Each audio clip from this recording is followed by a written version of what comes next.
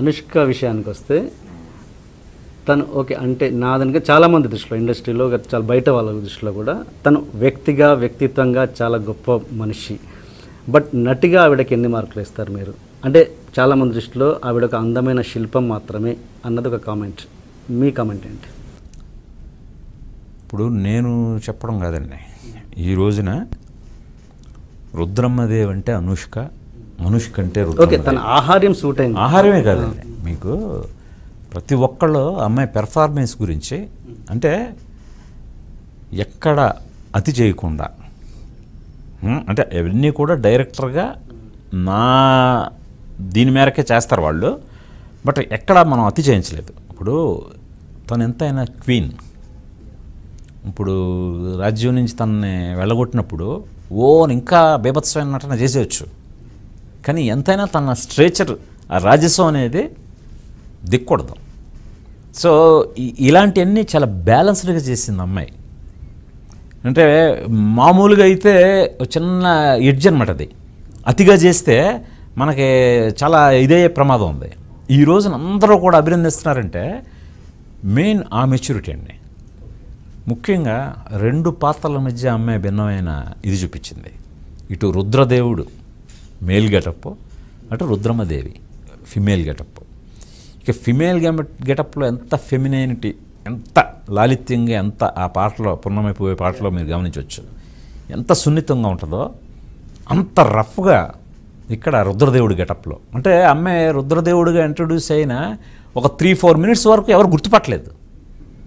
అందరూ కూడా goose bumps వచ్చాయని చెప్పి ఈ రోజున మీరు మా నెట్లో కమెంట్స్ చదవండి, అందరూ కూడా స్పెల్ బౌండ్ అయిపోయారు.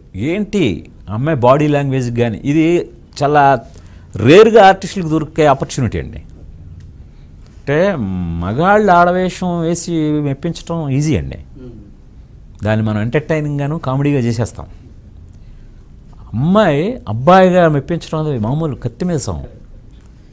దానికి చాలా చాలా అమ్మాయి శ్రమ పడ్డది. ఆ బాడీ లాంగ్వేజ్ కానీ మనం ఇదివరకే నేను చెప్పాను ఎనాటమీకి మనం పీటర్ జాక్సన్ వేటా కంపెనీ న్యూజిలాండ్ నుంచి బాడీ సూట్ తెప్పించాం. ఆ బాడీ సూట్లో మొత్తం నొక్కేస్తుంది అనమాట. నొక్కేసి దాంట్లో అమ్మాయి అంటే ఒక మేల్ అంటే మేలే అనిపించేలాగా, అంటే కథలోనే ముందు ఆ బిలీవబిలిటీ అమ్మాయి తీసుకురాగలగాలి, రుద్రదేవుడిగా మనల్ని మెప్పించగలగాలి. లేకపోతే అసలు చాలా మిస్ఫైర్ అయ్యే ప్రమాదం ఉంది.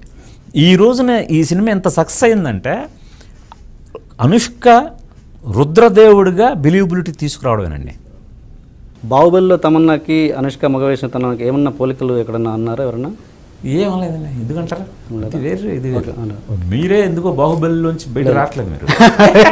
ఎందుకో నాకు అసలు ఆ క్వశ్చన్ లేదు ఇప్పటివరకు, ఎందుకో నాకు సడన్గా గుర్తొచ్చింది. Okay right.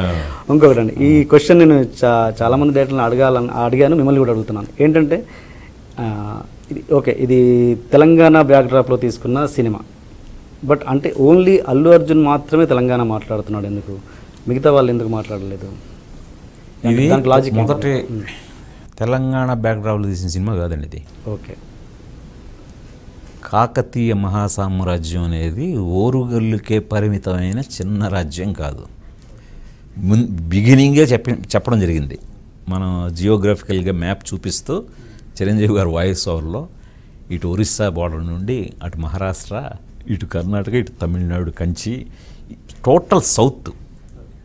సో ఇంకా మాండలికాలు అనేది ఏర్పడలేదు. యాక్చువల్గా చెప్పాలంటే ఈవెన్ తెలంగాణ మాండలికం కూడా అప్పటికి ఏర్పడలేదు. మేము తీసుకున్న చిన్న లిబర్టీ ఏంటంటే యాక్చువల్గా అయితే రాజభాష, అన్ని క్యారెక్టర్లకి రాజభాష పెట్టాం. సో ఆ రాజభాష పెట్టినప్పుడు యాక్చువల్గా ఇతను కూడా రాజభాష మాట్లాడాలి. కానీ ఒక చిన్న సినిమాటిక్ లిబర్టీ ఏం తీసుకున్నాం అంటే ఇతను అక్కడి నుంచి తిరుగుబాటుదారుగా వెళ్ళిపోయాడు అడవుల్లోకి. వెళ్ళిపోయి ఆ పినతండ్రి చేసిన కుట్రకి అక్కడి నుంచి వచ్చినాడు. యాక్చువల్గా అయితే నక్సలిజం లీడు అక్కడి నుంచి మొదలైంది, తిరుగుబాటు తనం అనేది. సో ఆ పాత్రని ప్రత్యేకంగా రూపుదిద్దుతూ కొద్దిగా రఫ్గా ఉంటుంది క్యారెక్టర్. సో భాషలో కూడా ప్రత్యేకత చూపిస్తే బాగుంటుంది అని చెప్పి స్టడీ చేసాం. స్టడీ చేసినప్పుడు మాండలికాలు లేవండి. అంటే తెలంగాణ మాండలికం కానీ రాయలసీమ మాండలికం కానీ లేవు. అతను ఉంటున్నది మాత్రం మహబూబ్ నగర్ వడ్డెమ్మాన్ ప్రాంతం అనమాట. కొద్దిగా రాయలసీమ ఇన్ఫ్లుయెన్స్ కూడా ఉంటుంది ఆ ప్రాంతం వాళ్ళకి. సో అందువల్ల మేము తీసుకున్న లిబర్టీ తోటి ఈ క్యారెక్టర్కి కొంచెం ఆ తెలంగాణ మాండలికం పెడితే ప్రత్యేకత కనిపిస్తుంది అని. సో రెండు మిక్స్ చేశారా రాయలసీమ? అంటే అక్కడక్కడ ఒకటే ఆ పదాలను ఈవెన్ రాయలసీమ పదాలు మేజర్గా మాత్రం తెలంగాణ ఇది అంటే అప్పుడప్పుడే ఆ ప్రాంతం నుంచి మొదలయ్యే అనేది ఒకటి చోట ప్రస్తావించబడిన దాన్ని మనం అడ్వాంటేజ్గా తీసుకొని పెట్టాం. అంటే చాలా సినిమాలో జరిగే మిస్టేక్ ఏంటంటే తెలంగాణ యాస తీసుకోగానే సగం తెలంగాణ మాట్లాడతారు, సగం ఏదో మాట్లాడి దాని మీద గ్రిప్ లేకపోవడము అదే ఇక్కడ జరిగిందా, లేకపోతే తెలంగాణ మీద గ్రిప్ లేకపోవడం వల్ల అలాంటి డైలాగ్స్ వచ్చాయా, లేదా పర్ఫెక్ట్ ఓకే మీరు అనుకున్నదే అదా? ఇదేమి అంటే తెలంగాణ మీద గ్రిప్ లేక అలాంటి మాటలు వచ్చాయనేది ఎక్కడ కామెంట్ రాలేదండి. ఎందుకంటే ఇది తెలంగాణలో చాలా అంటే మనం మిగతా సినిమాల గురించి ఇప్పుడు కామెంట్ చేయకూడదు. మన సినిమాలో ఉన్నది ఏంటో చెప్పుకోవాలి మనం. మన సినిమా వరకు తెలంగాణ మాండలికం పెడదాం. దట్టు ఇప్పుడు మోడర్న్ మాండలికం మన వాళ్ళు మాట్లాడేది ఉర్దూ పదాలు మిక్స్ అవుతాయి. అప్పటికి ఉర్దూ లేదండి, అప్పటికి ఉర్దూ ఇన్ఫ్లుయెన్స్ లేదు. ఉర్దూ ఉంది, ఉర్దూ ఇన్ఫ్లుయెన్స్ లేదు. సో అందువల్ల పక్కా తెలంగాణ రూరల్ ఏరియాల్లో బన్నీ కూడా మామూలు కసరత్తు చేయలేదు. తను ముందు తన వైఫ్ తెలంగాణ ఆడబిడ్డ స్నేహారెడ్డి గారు. సో తన దగ్గర నుంచి తన విలేజర్స్కి సంబంధించి కొందరిని రప్పించుకొని ఆ మాటలలో చాలా ఆథెంటిక్గా ఉండాలని చెప్పి తను చాలా ప్రత్యేకమైన డైలాగ్ అసలు బాగా పేలింది. గమ్మునుండయి అన్నది ఈవెన్ దేవుడా కంటే కూడా బాగా పేలిన డైలాగ్, చాలా అప్లాజ్ వచ్చింది. ఇంకోటి సినిమా అన్నది చిరంజీవి గారు వాయిస్ ఓవర్తో స్టార్ట్ అయిందండి. అది ఏంటంటే అక్కడక్కడ కన్ఫ్యూజింగ్గా తయారైందేమో అనిపించింది. ఏంటి ఆ వాయిస్ వాస్కోడిగామాకి డబ్బింగ్ లాగా అక్కడక్కడ సింక్ అవుతుంటుంది. ఫస్ట్ మార్కో పోలో అండి వాస్కోడిగామా, సారీ ఆయనకి డబ్బింగ్ లాగా అది సింక్ అవుతున్నట్టుగా కలిసిపోయింది. అదే డబ్బింగ్ లాగా కన్ఫ్యూజన్ లేదండి, ఇంటర్ప్రిటర్ అంటారు. ఇంటర్ప్రెషన్ అంటే మన మార్కో పోలో మాట్లాడుతున్న దానికి తెలుగు అనువాదం చెప్పారు ఈయన. సో ఈయన వాయిస్ ఓవర్తో స్టార్ట్ చేసి ఇలాంటి పరిస్థితులు అక్కడ ఇటలీలోని ఆ వెనిస్లో ఏర్పడ్డాయి. ఈ పరిస్థితుల్ని ప్రత్యక్షంగా చూసిన మార్కో పోలో ఏమంటున్నాడో అతని మాటల్లోనే మనం తెలుసుకుందాం అన్న తర్వాత నుంచి అతని మాటల్ని ఈయన అనువదిస్తుంటారు. ఇంటర్ప్రిటేషన్. Okay okay right. అంతే తప్పితే అందువల్ల అది కన్ఫ్యూజన్ ఏం లేదండి, చాలా క్లియర్గా అందరికీ కూడా. Okay okay. సినిమాలో వేణుమాధవ్ అండ్ వెన్నెల కిషోర్ లాంటి కొంచెం గుర్తింపున్న ఆర్టిస్టులు ఏదో ఒక చిన్న సీన్ కోసం వాడుకున్నారు. అది నిజంగా దానికోసమే వాడుకున్నారా లేకపోతే ఏదైనా ట్రిమ్ చేశారా? అసలు అది కొద్దిగా ట్రిమ్మింగ్లో పోయింది సార్. అంటే యాక్చువల్గా కొంత వాళ్ళ మీద కొన్ని సీన్స్ ఉన్నాయి. ఆ సీన్స్ కొంత ఇప్పటికే మీరు చూసింది 2 hours 38 minutes. సో అందుకని లెంగ్త్లో కుదించబడ్డది. ఇప్పుడు ఈ సినిమా ప్రొడక్షన్ వరకు ఇంత సుదీర్ఘ ప్రయాణంలో అసలు ఏంటి నా మొండిగా వెళ్తున్నాడు ఈ సినిమా విషయంలో అని మీ సొంత మనుషుల్ని అబ్బా ఇచ్చే అంటే అని అనిపించుకొని ఎవరైనా మీకు దూరమైన పరిస్థితులు ఏమైనా వచ్చాయా? అంటే అబ్బా ఈ మొండిగా వెళ్తున్నాడు ఈ ప్రాజెక్ట్ అసలు ఏమేమంతా అలాంటివి ఏమన్నా జరిగాయా మీ సొంత మనుషులు? అలాగే జరగలేదు సార్. ఎందుకంటే మీరు ముందు అంటే మీ కన్సర్న్కి థ్యాంక్ యూ. అంటే మరి మీకు బయట నుంచి మరి ఎంత కష్టంగా కనిపించిందో తెలియదు, కానీ ఈ ప్రాజెక్టు నేను వెళ్తున్న ప్రయాణం అయితే నాకేం అంత కష్టంగా అనిపించలేదు సార్. ఎందుకంటే నేను ముందే చెప్పినట్టుగా నాకు చాలా మంచి సపోర్ట్ వచ్చిందండి ఇండస్ట్రీ నుంచి. అంటే ఫస్ట్ ఆఫ్ ఆల్ ఇది ఒక స్టూడియో ఓనర్స్ అంటే ఒక ఏవిఎం, ఒక రామోజీరావు గారు ఇలాంటి పెద్ద పెద్ద వాళ్ళు తీయాల్సిన ప్రాజెక్టు ఒక టెక్నీషియన్ తీస్తున్నాడే అవుట్ ఆఫ్ ప్యాషన్ అని చెప్పి ఆ సిన్సియర్ ప్రయత్నాన్ని వాళ్ళు గుర్తించారు సార్.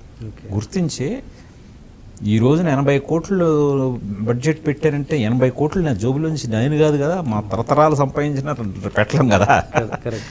సో నాతో పాటు నన్ను నమ్మిన ఫైనాన్షియర్స్ ఏంటి, చాలామంది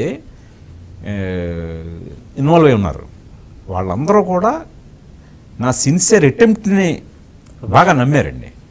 అందువల్ల మనకి కాస్టింగ్ విషయంలో అప్పుడప్పుడు కొంచెం ఆర్థికపరమైన అంటే సకాలంలో మనం ఎక్స్పెక్ట్ చేసిన ఫైనాన్స్ అందకపోవటం వల్ల అది ఎన్ని సినిమాకి ఉంటాయి సార్. ఇది మీకు ఒక్కొక్కసారి మీకు చాలా పెద్ద హీరోతో తీస్తున్నప్పుడు కూడా మీకు కొన్నిసార్లు ఆర్థిక ఇబ్బందులు అనేవి తప్పవు సార్. సో కాకపోతే మనది ఇది ముందే ప్రిపేర్ అయ్యి దిగాం కాబట్టి ఏ రోజు నాకు అలా అనిపించలేదు. నాకు కూడా ఉన్న వాళ్ళు ఇప్పటివరకు నాతోనే ఉన్నారు. ఇప్పుడు నేను మీరు కన్సర్న్ అన్నారు. ఇప్పుడు నేను చేస్తున్న ఈ క్వశ్చనర్ అంతా కూడా ఏంటంటే ఒక రిపోర్టర్ గానీ ఒక టెక్నీషియన్ చేయట్లేదు, ఒక ప్రేక్షకుడిగా చేస్తాను. నేను ముందు ఒక ప్రేక్షకుడు కూర్చున్నాడు అంతే. అదే లేదు, కొందరు మీ బోటి మిత్రులే రాస్తున్నారు నెట్లో, వంశాగర్ మీద బాగా సింపతి కూడా వర్కౌట్ అయింది సినిమా మీద. అంటే వాళ్ళు కరెక్ట్ కాదు తెలియదు, మీకు అలా అనుకోవచ్చు. కానీ నేను ఒక ప్రేక్షకుడిగా చెప్తున్నాను, అంటే ఈ ప్రాజెక్ట్ మీద ఒక సింపతి వర్కౌట్ అయింది. అది మీరు ఒప్పుకోవడం అన్నది ఇన్ ద సెన్స్ అండి. ముందు అంటే ఆ విషయానికి చాలా బాగుంది, నాకు వినటానికి చాలా కృతజ్ఞతగా ఉంది. బట్ మనం ఉండే 1 కోటి రూపాయల్లో సినిమాకి ఒకే కష్టపడతామండి, 100 కోట్లు తీసేదానికి ఒకే కష్టపడతాడు డైరెక్టర్ అనబడేవాడు సిన్సియర్గా. మన వైపు ప్రయత్నం లోపం అనేది, ఇప్పుడు నిప్పుకు కూడా నేను అంతే కష్టపడతానండి. ఇప్పుడు ఈరోజు నిప్పు అటర్ఫ్లప్ అయింది కదా అని చెప్పి దాంట్లో అది డిటాచ్డ్గా అది నా కష్టం కాదని చెప్పుకోవడానికి లేదండి. మన ఆలోచనలో తప్పు ఉంటుంది తప్ప మన ఎఫర్ట్లో మాత్రం ఎప్పుడు తప్పు ఉండకూడదు సార్. ఈరోజు నేను దాన్ని నమ్ముకుంటాను. నేను మన ఎఫర్ట్లో ఎంతవరకు మన ఆలోచనలు తప్పవచ్చు. ఇప్పుడు అలాగని మనం ఈ సినిమాకి ఎంత కష్టపడిపోయామో మీరు చూడండి అంటే ఆడియన్స్ చూడరండి. కరెక్ట్, మనం కష్టపడాలి, అది మన బేసిక్. ఇది నువ్వు కష్టపడకపోతే ఎలాగా, నేను చాలా కష్టపడిపోయాను 3 ఏళ్ళు, అందువల్ల దయచేసి నా మీద సింపతి చూపించేయండి అని నేనేమి ఎక్స్పెక్ట్ చేయలేదండి. నా సింపతి చూసి సినిమాలు ఆడవాలండి అస్సలు 1% ఆడవాళ్ళు. అందుకని అంటే అలాంటి ఒక ఆలోచన, అలాంటి మనసు ఉండటం అనేదానికి మనం ఎప్పుడు ఆల్వేజ్ ఒక కృతజ్ఞత ఉంటాం తప్పితే దాన్ని టేక్ ఇట్ గ్రాంటెడ్గా ఇప్పుడు తీసుకోకూడదు సార్. కొంచెం ఓకే, ఇది పాజిటివ్గా మనకి సక్సెస్ అయింది కాబట్టి ఓకే, సంతోషం, వెరీ హ్యాపీ. సపోజ్ ఒక నెగిటివ్గా ఆలోచిస్తే, సపోజ్ ఇదేమైనా తేడా కొట్టుంటే ఈ రోజు గుణశేఖర్ గారి పరిస్థితి ఏంటి? ఏం లేదు సార్, మళ్ళీ ఇంకో కథ మొదలెడతాం. ఇప్పుడు నేను నిర్మాతగా తీయడానికి నా దగ్గర డబ్బులు ఉండకపోవచ్చు, నాతో తీయడానికి ఏ నిర్మాత ముందుకు రాకపోవచ్చు, కానీ నా ఆలోచనలు కానీ నాలో ఉన్న నా క్రియేటివిటీని కానీ దానికి సంఖ్యలు అయితే ఉండవండి. దాన్ని అయితే ఎవరు ఆపలేరు. ఇప్పుడు నేను ఇంకో కథ తయారు చేస్తాను, ఇప్పుడు నా కథను నేను తీసుకోవడానికి నాకు ఉపయోగపడకపోతే ఇంకొకరికి ఎవరికైనా ఇస్తాను. సో అలాగా ఇక్కడే ఉంటాం, ఇదే ఇండస్ట్రీలో ఉండి ఇక్కడే మనం కంటిన్యూ అవుతాం తప్పితే ఇది తేడా కొట్టంత మాత్రాన షిప్ మునిగిపోయినట్టుగా మనం ఏదో అయిపోవడం అనేది ఎప్పుడు జరగదండి. గుడ్.